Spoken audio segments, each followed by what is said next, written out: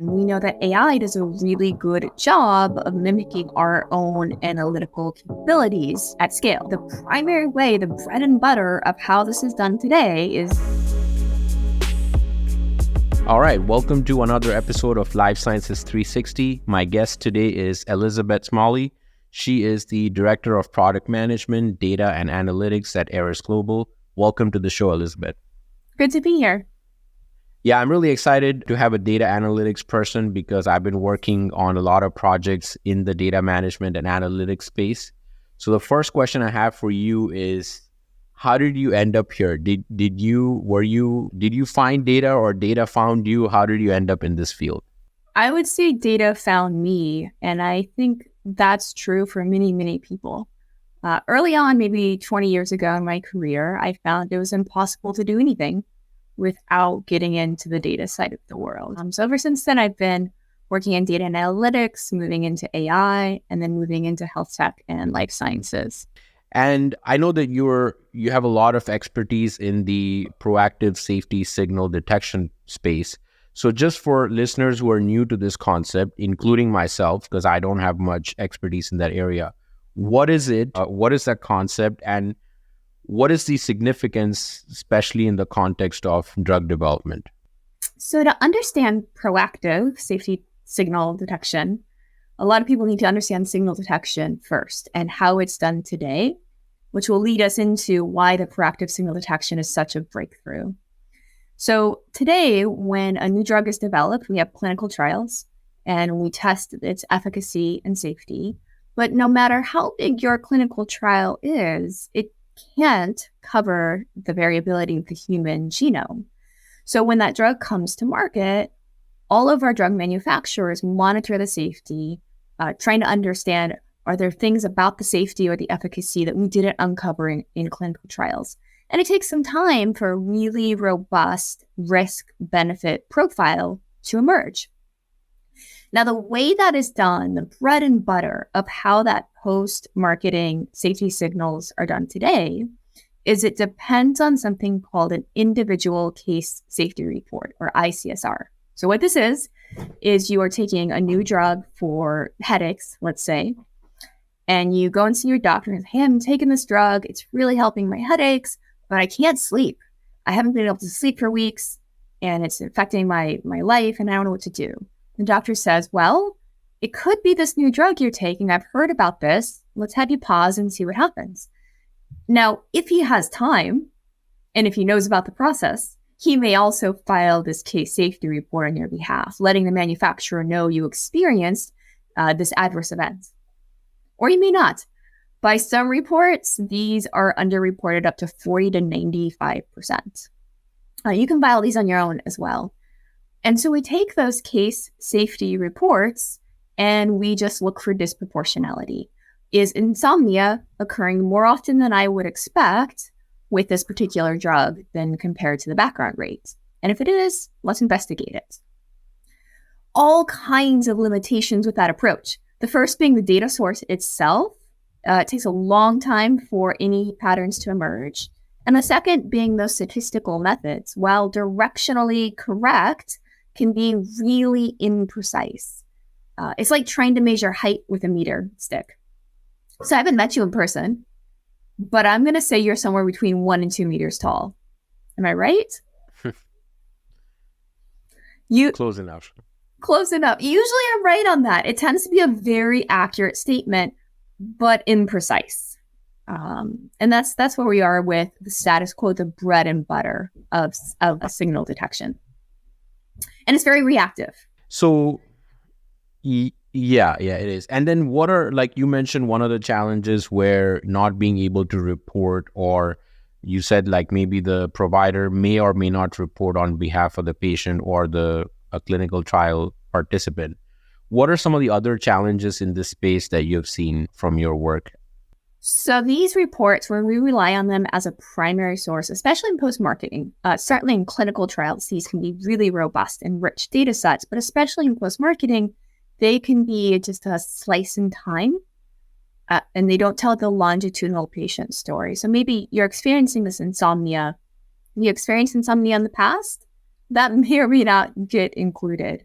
Are you taking other drugs that could be causing it? That may or may not get included. So it's can be very sparse data source. And again, it means it takes a long time for these patterns to emerge. There's also a lot of papers written about the fact that it's not particularly good at detecting subtle changes in what we know about drug reactions. And I would say it's completely focused on adverse events. It's important for us to look at that risk side. But what about the benefit side? Is it possible that there is a way to repurpose some of these drugs? Interesting. And in your opinion, what can companies or people who are working in this space can do to overcome some of these challenges? Like, have you seen maybe a company or a team doing something that others are not that you can maybe share for the listeners? Yeah, so these limitations are well known. And some of the ways we start to solve them is one, getting proactive about it. So instead of waiting for that report to be filed, why don't I go out and survey all of the available data and see if these reactions are happening, either good or bad? Now, to do that, you need to go beyond those reports. You need a different data source, right? And one of the great data sources for that is real-world data, specifically EMRs, claims, and for rare disease registry data. Another thing that helps is changing up that method of detection. So again, it's disproportionality. This is just a really simple statistic, directionally correct, but what happens is you tend to get a lot of noise, a lot of false positives with it. And what does that mean for patient safety? That means the teams who are analyzing this to try to keep you safe are spending a lot of time looking at things that don't matter. So if we can cut through that noise by using different methods, then we can make a lot of progress in this area. Yep, agreed. And it's interesting because I was talking to a consultant on my team maybe a month ago, and in his previous project, he was doing some work in this space. I don't exactly know the technical details of the entire project, but I do know that he and his team were looking at data from the EMRs, like unstructured data, and using different AI and data analytics tools to analyze that data. That's all I know. I don't know more than that, but he was also talking about the same problem where it's so hard to, first of all, get access to these files, or even if you have access, to make sense of what you're looking at, because you can't just sit and read all of these documents. You have to have a strategy of, like you mentioned, slicing or dicing the data so you can only look at what matters to you and ignore everything else. So that's a very interesting example you shared. Yeah, so it's a gold mine of data, right, for life sciences. And what we're seeing is this rise of real-world data providers who do all of that work, right? So they work with the providers, they get the data privacy agreements in place, they normalize the data, they clean it up. And with the rise of that in the industry, it really allows organizations to say, I'm not in data prep, that's a whole business, but what I do want to do is use that data. So now you can buy that ready to use fit for purpose data to use in some of these applications. Yeah, that's a great pain point that I've also seen from many other groups is they maybe know where the raw data or the source data is, but that data is not readily available for them to make any decisions. And that's where these service providers come in, where they're actually taking the data, either cleaning it up or reviewing it to find inconsistencies, and then making it in a standardized format so the end users can actually go and use that. I know this, so this is happening more with like external service providers, but do you feel that the end users themselves in the future can use AI to do this on their own? Yes. So something our teams worked on is this idea of democratizing the data. So a lot of times this EMR data is really only available to data science and epidemiology teams with very, very specialized skills. And no one else can or should touch it is the prevailing concept. So my team has used AI to go across this EMR and claims data and the ICSR data and the literature data all at once in a holistic way and elicit out of it all of the things we would normally look for when trying to determine if there's a causal relationship between the drug and an event. Things like, what was the time to onset? Did you start to have insomnia 2 days after taking this new medication? Or was it 3 months later? That there's a difference, right? Or is there an increasing trend, an increasing frequency in this? Am I seeing this go up and up and up and up? If I am, that could be a causal indicator. And so by using an AI model to elicit all of these factors out and returning it back to the user in graphs and charts with explainability, this is where we got it, this is how we got to it, it really democratizes it and it allows the everyday user to be a citizen data scientist. And so I agree with that, but if I'm one of the things that I'm skeptical about is, yes, like you mentioned, AI can be used to democratize the data, but what would be your take on maybe users or end users of the data who are not data savvy, right? So like we have tech savvy and non-tech savvy. Now, even within data, there are a lot of people who inherently have good data management practice, but there are others who, despite of all the training that their companies are providing, they, let's just say, quote unquote, don't know how to handle data, right? So do you think putting AI into the mix will make this problem even worse, or what would you have to say to them? I mean, I hope not. And we can take a page from the financial industry, right? So the financial industry came up with the credit score. And I bet all of your listeners know what a credit score is. I bet they have an idea of what theirs is and where it falls on the scale of good or bad. And even if they have a credit score that's less than they would like, they probably know why. Because they've applied for credit, they got a letter and it said, you had too many open accounts or too many delinquent accounts. So they know why. So even as a consumer, we can consume and understand this credit score that's created out of AI. Now your underwriters are using it as well, right? Before the credit score, the underwriter is going to take a look at, have you been delinquent? Do you make enough money really to repay this loan? Do you own your own home? Now, all of that's put into this credit score, and it's a new objective measure they have to anchor on. They don't have to understand how it all worked, how the data worked. They use it as an objective point in their analysis when they're trying to decide to approve that loan for you. And I think the credit industry's done a great job at socializing that and making it understandable to all of us. There's a lot of magic underneath that credit score. Interesting. Yeah, that's a great example. I didn't think of that, but as you were explaining, I was thinking about it, and it does make sense because it is still the end result is used for decision making, but how you got to the result, the understanding of that is not shared, or maybe it's there, but not everybody knows it. And the fact only the nerds would know it. The fact that this isn't an example you think of often is sort of an indication of how accessible and relatable it's become. It's just part of everyday life, or at least when you're applying for credit or buying a house. Yes. I just did like a few months ago, so I'm well aware. So in this space, using data analytics or seeing how AI is helping in different areas of life sciences, can you share some examples of where, like I know in drug discovery research, there's already a lot of use cases. I've heard in different conferences from different speakers of different companies. So I know that it's already being used there, but what I'm not sure is what other areas can it be expanded to? So do you have any ideas of any emerging sectors or departments in life sciences where they could benefit from AI or data analysis more than what they're doing today?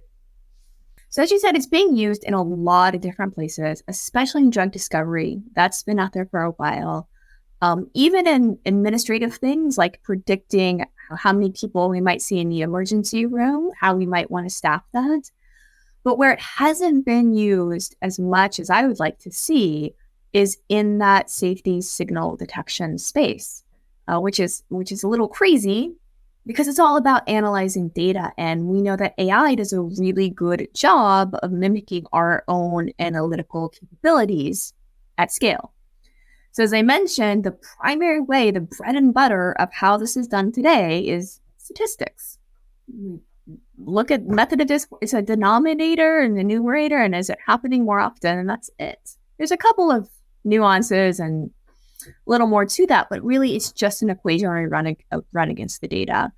Using AI across those large data sets, creating something like a signal strength, which would be akin to your credit score, just sort of this probability that these two things are causally related, is really the next thing for life sciences and AI. And it's a place where it just hasn't been used as much as we could. And you brought up an example of the credit score and the financial industry. And I had a question on my mind, but I forgot to ask you, and it just came back to my mind so that's a good example of how maybe a different industry is using AI and how we can sort of piggyback on that and apply it. Do you know of any other examples from your career in healthcare and life sciences or in any other industries where you've seen something work and you have an idea of how it could be used in life sciences, but you're not seeing anyone do it? Well, I'm going to give you an example where life sciences has taken a page from an industry playbook. And this one, I think we can expand quite a bit.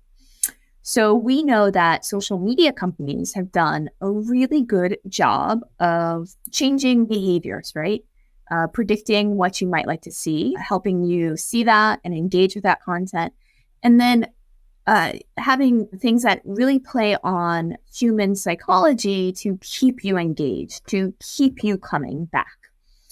And we see remote patient monitoring companies do this with patients to drive healthy behaviors, to keep you measuring your biometrics that as someone living with diabetes or living with heart failure, it's really important for you to measure, to keep you coming back, to engage in healthy habits, to nudge you towards healthier habits. And anytime we can leverage natural human behavior to nudge you in a healthier direction, I think it's a win. And I would say that life sciences learned that from social media companies, how to do that. So any other examples that come to your mind where you haven't seen it used in life sciences, but maybe you would like to see in the next few years? Well, I think generative AI is coming into play in all domains. I don't think life sciences will be last on this one, the way life sciences usually is. And from what I've seen, life sciences tends to be at the forefront of trying to embrace generative AI as of right now.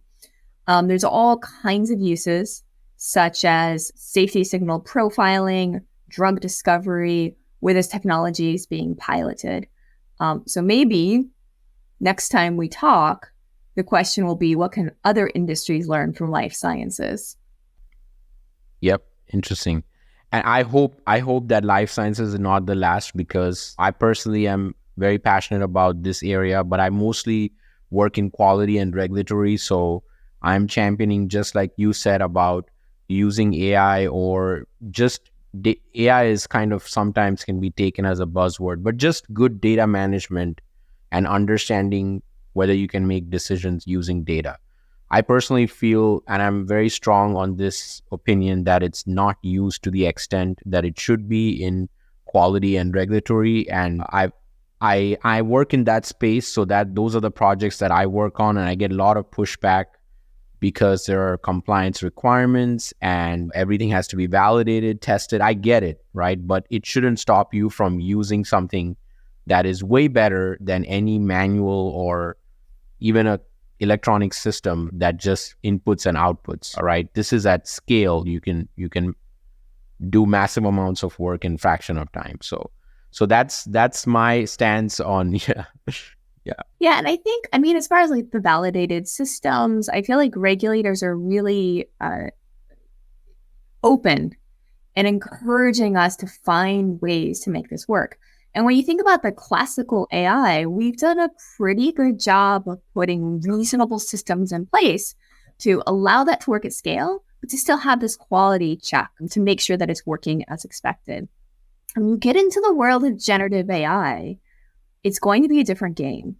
And the biggest hurdle to me right now is the fact that we have these foundation models trained on who knows how much data with some kind of under the hood things about prompt refusal. What kind of prompts do we not respond to as far as the LLMs go?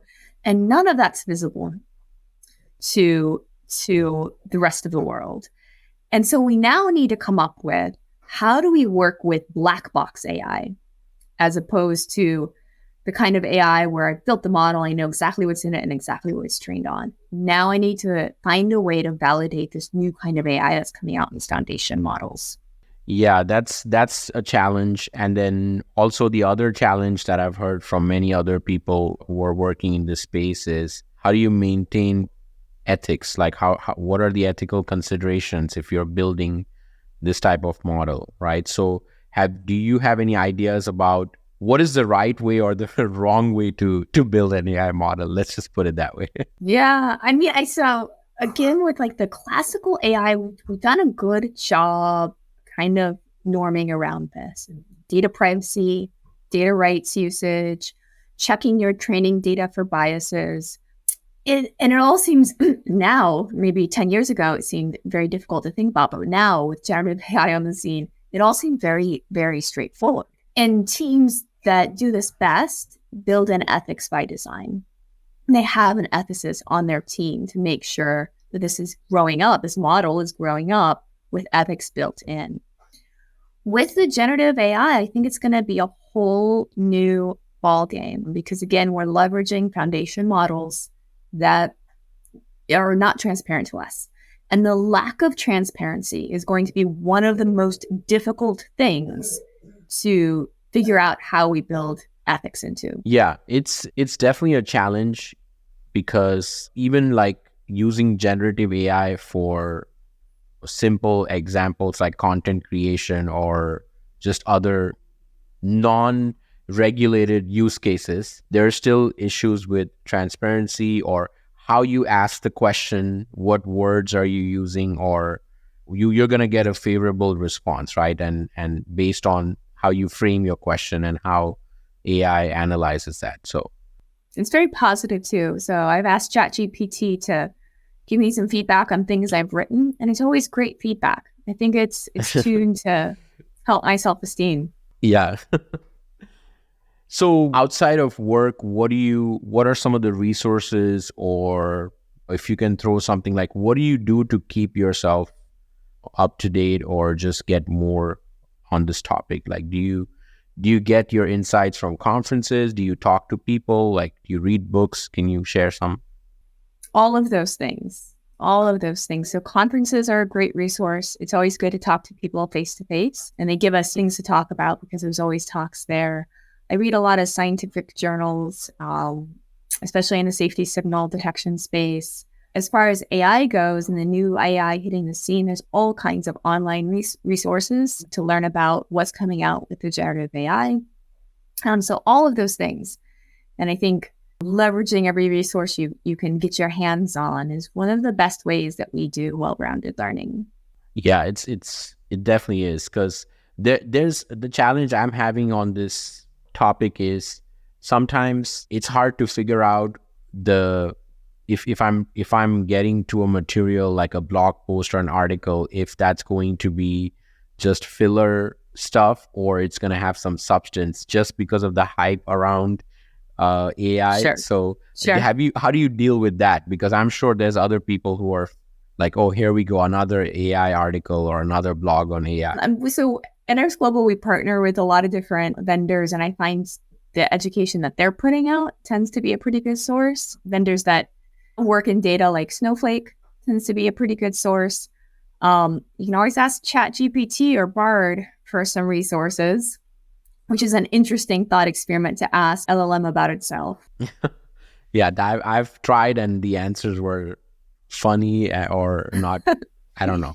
It was weird. Do you have any, what's one advice that you received in your career? So I think the most important thing that I've learned in my career, especially in life sciences, is the need to share early and often and to have thick skin. So back to that concept of transparency, the more transparent we can be with the studies we're doing, with the models we have, the better they'll come and the quicker they'll become more efficient and safer models. And what is it? This is also a question I've asked many people and I want to know your answer. What is it that you love about working in life sciences? And maybe what's one thing that you, I don't want to say don't love, but you wish was better or different than how it is? So life sciences is a great place to work, especially with AI, because we can make real impacts on real people and really kind of embrace this idea of AI for good. If you can, with remote patient monitoring, keep somebody out of the hospital, that's a real human impact you've made. If you can use AI to bring safer medicines to market faster, then that's a whole set of people who have access to that medicine now instead of 5 years from now to have real life improvements. So that impact is why I work in life sciences. I think most technologists would agree that being able to move faster would be what we would change about it. I think you said that yourself. I would as well. Yes. Yeah. Faster. I think sometimes it's just, I've heard from most people that because we're in a regulated space, regulation tends to slow things down. Other examples I've heard are quality or wrong stakeholders on the project. Like I could go on and on of why something would slow down. But in general, I agree with you that we need to find ways to make it faster or maybe more seamless, right? Like we should not be discussing whether we need to do something or not do it for like 5 meetings. We should know in one meeting if it's right or wrong. And then if it's wrong, we just move on and do something else. Yeah. I mean, I would push back about regulators or regulations slowing things down because there are many regulated industries that prove that wrong. So I think, no, there's something to that. If we can find a way to speed it up. I don't think there's anything standing in our way, though. I agree. Yeah. I mean, it's one of those arguments, right? Like I'm sure whoever is making that case has their own, like certainly people like companies who maybe had regulatory challenges in the past are probably going to be on the fence. And if there are other companies who've not had that, who've had favorable inspections and audits, who've had good relationships, they might be a little bit more ambitious to take the risk, right? So every company and every person is coming with their own story or their experience in the industry and taking that stand. So yeah. And we see a really big range, to your point, on the acceptance of AI, especially generative AI in life sciences. Different market authorization holders that I've spoken to, some of them say, I don't want generative AI anywhere in my organization. And some are jumping in feet first. How can we use this? Where can we implement it? It's a broad spectrum. Yeah, I'm optimistic. I think it's a great time to be working in life sciences, like you said, and we'll see what the next 10 years, how it shapes up. So before we wrap this up, any final thoughts and how can people connect with you to learn more about what you're doing or to exchange ideas or thoughts with you? Yeah, so I'm on LinkedIn, Elizabeth Smalley,